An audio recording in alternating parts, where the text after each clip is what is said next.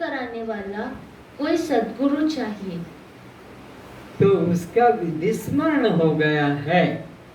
जिस चीज का भी विस्मरण हो गया है उसके लिए कोई स्मरण कराने वाला चाहिए, जो कहे अरे भाई जिसको तू यहाँ वहां ढूंढ रहा है वो ये यहाँ है, यह है। ओहो, ये मेरे को पता नहीं था, आपके द्वारा पता लग गया कि ये घड़ी है। तो ऐसे ही परमात्मा जिसको तुम इधर उधर खोज रहे हो उसके लिए कोई बताने वाला चाहिए।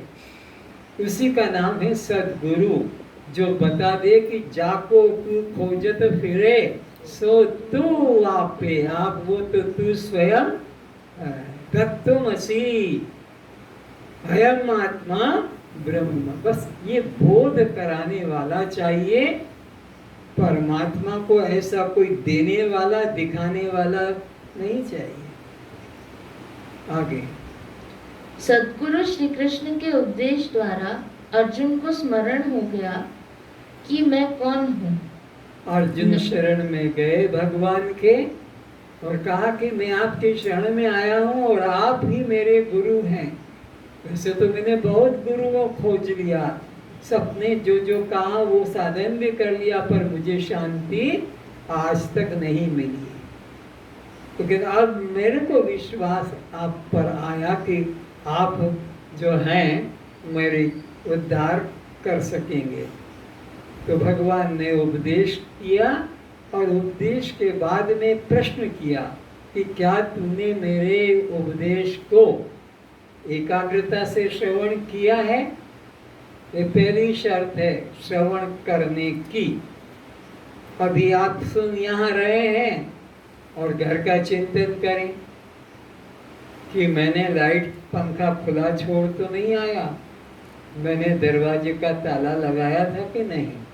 अब यहाँ बैठे बैठे क्या होगा? कुछ नहीं होगा जब तक ना जाओ।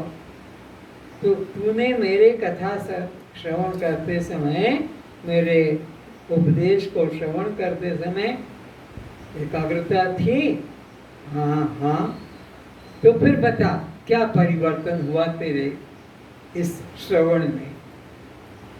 तो कहा जो कभी नहीं, कहीं नहीं, किसी से नहीं हुआ वो आपसे हुआ। और वो क्या हुआ? राज्य मिला ये नहीं कहा, पुत्र मिला ये नहीं कहा, मैंने दुश्मनों पर विजय पाली ये भी नहीं कहा, स्वर्ग मिला कुछ नहीं कहा, सीधा कहा नष्टो मोह स्मृति लब्ध्वा, ये फल मिला। ये सच्चे सद्गुरु के द्वारा यही फल मिलेगा। ये लड़का हो गया, लड़की हो गई, शादी हो गई, मकान बन गया, कार आ गई या लोग चला गया, ये मूर्खों की अनुभव है। सच्चा सद्गुरु ये बातें कभी भी तुम्हें न तो बताता है न इसका झूठा विश्वास दिलाता है कि मैं आशीर्वाद करूंगा तेरा सब काम हो जाएगा। नहीं, आशीर्वाद करेगा कि सब बिगड़ जाए, ताकि सब तरफ से मन हटकर केवल परमात्मा में लग जाए। तो अर्जुन ने कहा नष्टो मोह स्मृति लब्धा। अब मुझे याद आ गई, प्राप्ति की बात नहीं आई, याद आ गई। स्मृति, स्मृति का मतलब प्राप्त पदार्थ कहाँ रखा था, भूल गया था, अब या वो वहां रखा हुआ है। या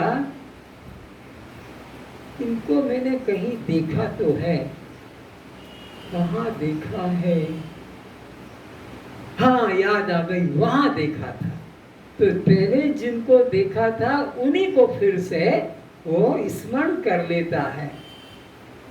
तो अब वो कहता है मेरे को स्मरण हो गया कि यह दृश्य शरीर मैं नहीं, और ये जो खड़े हैं सामने मरने मारने के लिए ये भी मेरे बंधु बांधव नहीं, मैं तो केवल दृष्टा साक्षी चैतन्य आत्मा। ये आपके उपदेश का मुझे लाभ मिला। भगवान ने कहा तुम धन्य धन्य हो गए, कृतकृत्य हो गए। मानो इस जीवन में आकर अपने भूले स्वरूप की याद आ जाए और कुछ फिर करना बाकी नहीं होता है। जीव को अपने मुक्तानंद, चिदानंद, शिवानंद स्वरूप का बोध नहीं, इसी कारण उसे जन्म मरण का दुख बंधन है। किसके लिए जन्म मरण का बंधन है? अपने आत्म स्वरूप का, अपने वास्तविक स्वरूप का स्मरण नहीं है, इसीलिए यह बार बार जन्म लेना पड़ता है। क्योंकि जैसी मति वैसी गति होती है। जीव मति से जीव और ब्रह्म मति रखोगे तो ब्रह्म, और देह मति रखोगे तो देह।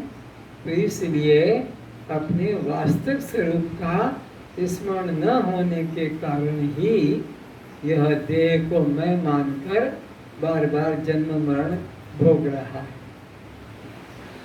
इस अज्ञान जन्य कल्पित दुख बंधन से छूटने के लिए आरोपित बंध के स्वरूप का विचार करके दूर किया जा सकता है।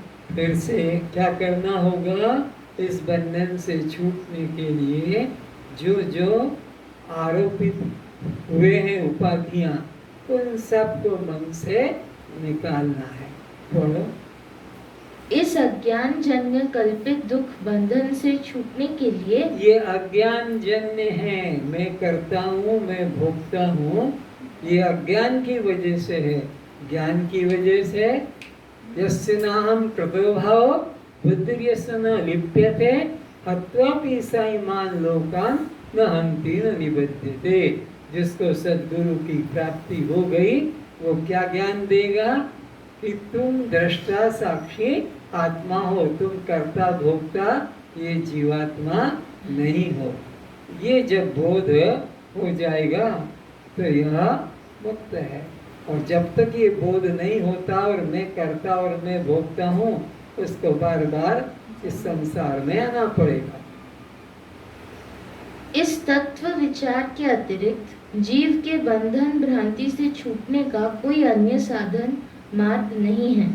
कोई अन्य, कोई मार्ग, कोई साधन नहीं। क्या साधन है, क्या मार्ग है? कि मैं यह देह नहीं हूँ, पंच भौतिक शरीर मैं नहीं, मैं जन्मने मरने वाला शरीर नहीं, मैं यह अनात्मा जड़ पर प्रकाश शरीर। बस इस निश्चय के अलावा और मुक्ति पाने का कोई अन्य साधन नहीं। कर्म उपासना तो चित्त शुद्धि का ही साधन है। तो ये कर्म उपासना क्या व्यर्थ है? जो 80,000 मंत्र कर्म के बताए हैं और 16,000 मंत्र उपासना के बताए वेदों में, तो क्या ये व्यर्थ है? नहीं, व्यर्थ नहीं, सार्थक है। किसके लिए व्यर्थ है और किसके लिए सार्थक है? जिसके मन में मलिनता है, जिसके विक्षेप दोष है, उनके लिए साधन है। मल दोष है तो निष्काम कर्म करो, 80,000 मंत्र का कोर्स पूरा करो। और मन में विक्षेप है, डिप्रेशन है, चंचलता है, तो 16,000 मंत्र है, उपासना में लगो। पर जिनको मल और विक्षेप दोष नहीं, केवल ब्रह्म जिज्ञासा, मुक्ति की जिज्ञासा है, वो सीधा गुरु की शरण में जाकर ज्ञान प्राप्त करे। उसको कर उपासना करने की जरूरत नहीं, क्योंकि कर चुका है, तभी उसमें ब्रह्म जिज्ञासा जगी है। बिना कर्म उपासना किए, बिना मल विक्षेप दोष हटे, कोई भी ब्रह्म जिज्ञासा अपने में नहीं देख पाएगा। ब्रह्म जिज्ञासा है तो निश्चित ही इस जन्म या कई पिछले जन्म में ये कर्म उपासना कर चुका है। उसके बाद भी यदि आत्मज्ञान में प्रवृत्त नहीं हुई, तो वह कर्म उपासना भी जीव के लोक परलोक के बंधन को ही देने वाला है। कर्म उपासना करते रहे, मंदिर माला करते रहे, पूजा पाठ करते रहे, यज्ञ याग करते रहे, तीर्थ भ्रमण करते रहे, अष्टांग योग करते रहे, और तुम्हारी मुक्ति में जिज्ञासा नहीं जगी, आत्मा का बोध नहीं हुआ, तो तुम्हारा ये जीवन व्यर्थ चला गया। आत्म जिज्ञासा की तरफ अगर आ जाते हो, मुक्ति की जिज्ञासा जग जाती है, तो मंदिर भी सार्थक है, माला भी सार्थक है, पूजा पाठ भी, रामायण गीता वेद पढ़ना भी सार्थक, सब सार्थक है।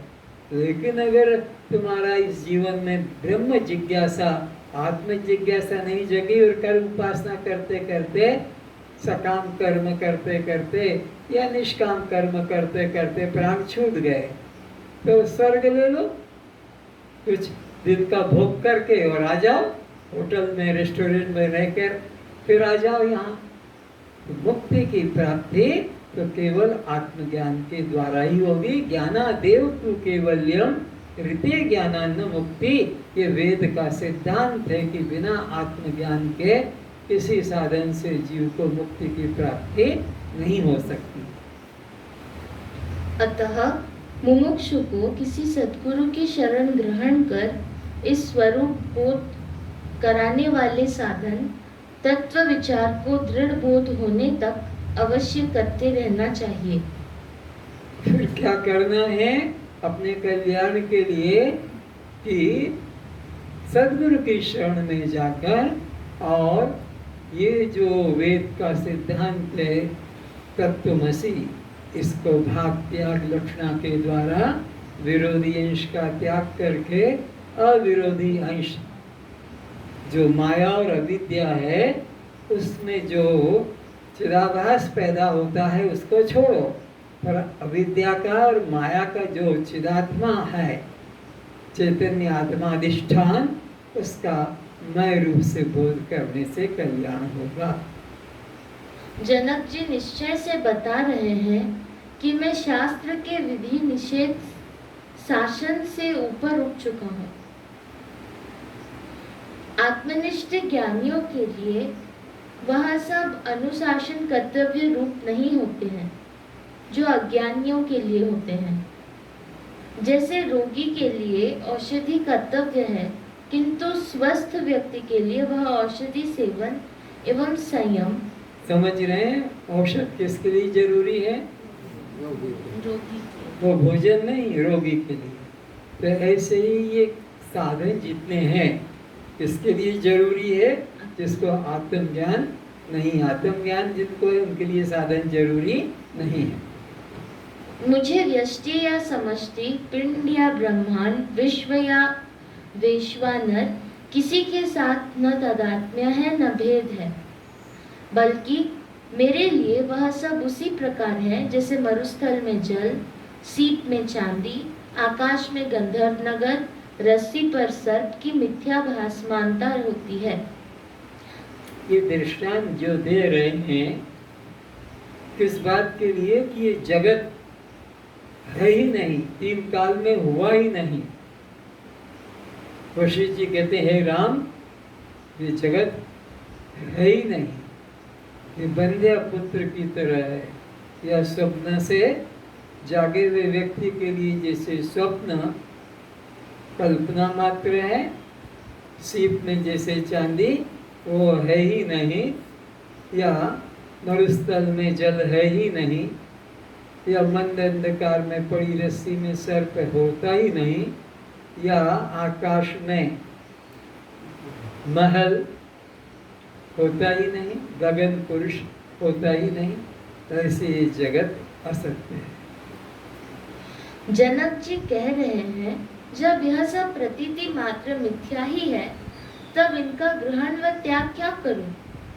इसलिए अब ना मेरी कुछ ग्रहण करने में आसक्ति है, न त्याग करने का रुचि। जब है ही नहीं, सीप में चांदी है ही नहीं, तो त्याग क्या करूं?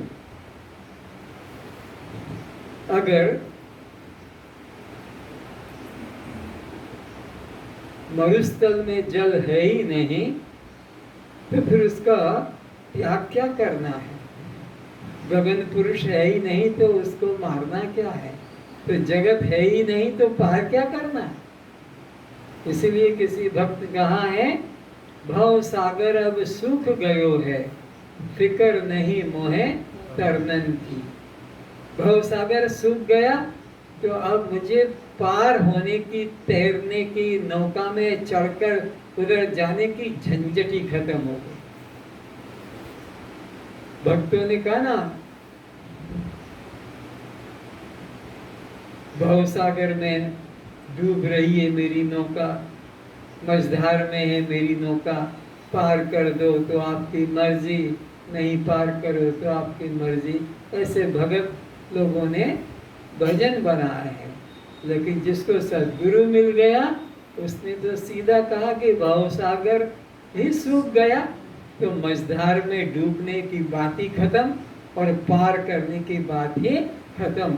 जहाँ हूँ वही परम धाम है, जहाँ बैठा हूँ वही परम धाम है।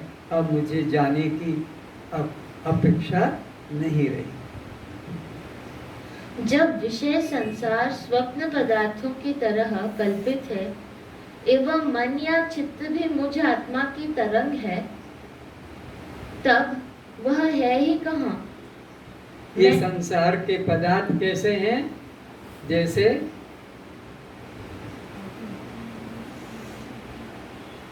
स्वप्न पदार्थों की तरह कल्पित है। कैसे ये जगत के पदार्थ स्वप्न के पदार्थों की तरह कल्पित है? क्योंकि स्वप्न काल में तो सब सत्य सत्य सत्य ही लग रहा था, लेकिन नींद टूट बैठे तो वो सब कल्पित वहां के वहीं समाप्त हो गए। ठीक अज्ञान काल में ये भी दृश्य ऐसा ही लग रहा है जैसे स्वप्न काल में स्वप्न सत्य लगता है और नींद टूटने पर कुछ नहीं। अज्ञान काल में यह जगत और जगत के पदार्थ भी ऐसे ही सत्य भासते हैं, लेकिन सद्गुरु की कृपा से जब एक ब्रह्म का निश्चय हो जाएगा, अखंड ब्रह्म का निश्चय हो जाएगा, तब फिर ये जगत भी इसी प्रकार, जगत के पदार्थ भी, व्यक्ति भी इसी प्रकार हमारी दृष्टि में झूठे पड़ जाएंगे, जैसे नींद टूटने पर नींद के सभी व्यवहार झूठे होते हैं। मैं ही एकमात्र चित्त या चित्त वृत्ति रूप हुआ हूँ, इसलिए चित्त वृत्ति को रोकना, ध्यान समाधि करना भी मेरे लिए कर्तव्य रूप नहीं है। अब मेरे लिए मन में आश्रम जाति के नियमों का बोझ ढोने की जरूरत नहीं है। आश्रम जाति वर्ण के धर्म शरीर के साथ हैं। ये जो भी नियम है ब्रह्मचारी के, गृहस्थी के, वानप्रस्थी के, सन्यासी के या ब्राह्मण के, क्षत्रिय के, वैश्य, ये सब शरीर के साथ संबंध रखते हैं। मुझे आत्मा के साथ इनका कोई संबंध नहीं है। देहाभिमानी के लिए उनका विभाजन एवं कर्तव्य रूप है, किंतु मुझ निराकार निरुपाधिक असंग आत्मनिष्ठ के लिए देह ही नहीं है, तो नियम का बोझ भी मैं क्यों धारण करूं? क्या फर्क पड़ गया ज्ञानी ज्ञानी में? अज्ञानी को देह भाव, देह सत्य लगता है, तो उसके लिए सब नियम कानून वेद मर्यादा है। लेकिन मेरी दृष्टि में तो देह ही नहीं है, तो अब मेरे लिए ये सब साधन कुछ कर्तव्य रूप नहीं है, वो इससे पार हो गया है। जनक जी कह रहे हैं कि मेरी निर्विकल्प स्थिति में मन नामक कोई वस्तु ही नहीं, तब उसका स्वीकार या इनकार ही क्या? फिर पढ़ो कैसा बता रहे हैं जनक जी। जनक जी कह रहे हैं कि मेरी निर्विकल्प स्थिति में मेरा जो स्वरूप है ऐसा है निर्विकल्प। आत्मा का सबका ही स्वरूप बचपन से ही मृत्यु तक निर्विकल्प है, पर जो नहीं जानते हैं फिर वो ध्यान समाधि से निर्विकल्प बनाने की कोशिश करते हैं। जब मन ब्रह्म रूप हो गया, वह मुझ आत्म सिंधु में लीन हो गया और यह समस्त विश्व एक ब्रह्म रूप हो गया, तब मैं मन को विषय वृत्ति से लौटने की बात ही व्यर्थ हो गई। अब मेरे लिए जगत नहीं है, तो फिर यह मन भी नहीं है, और इसको वश में करना कि मन को लौटाना, ये सब मेरे लिए अब जरूरी नहीं। जिनके लिए जगत सत्य है, मन सत्य है, वो विषयों की तरफ जाने से उसे रोकेंगे। लेकिन यहाँ तो मेरे को सब में एक चैतन्य, एक ब्रह्म ही प्रतीत हो रहा है, कोई दूसरा है ही नहीं। तो क्या ग्रहण करूं और क्या त्याग करूं? मिथ्या वस्तु जान लेने के बाद मिथ्या का त्याग करना है, यह चिंता कैसी? अब जब जान ही लिया कि ये सब मिथ्या हैं, तो मैंने पत्नी का त्याग कर दिया, मैंने पति का त्याग कर दिया, मैंने घर का त्याग कर दिया। और जब मिथ्या ही है तो त्याग क्या हुआ? सत्य होता तब तो त्याग होता।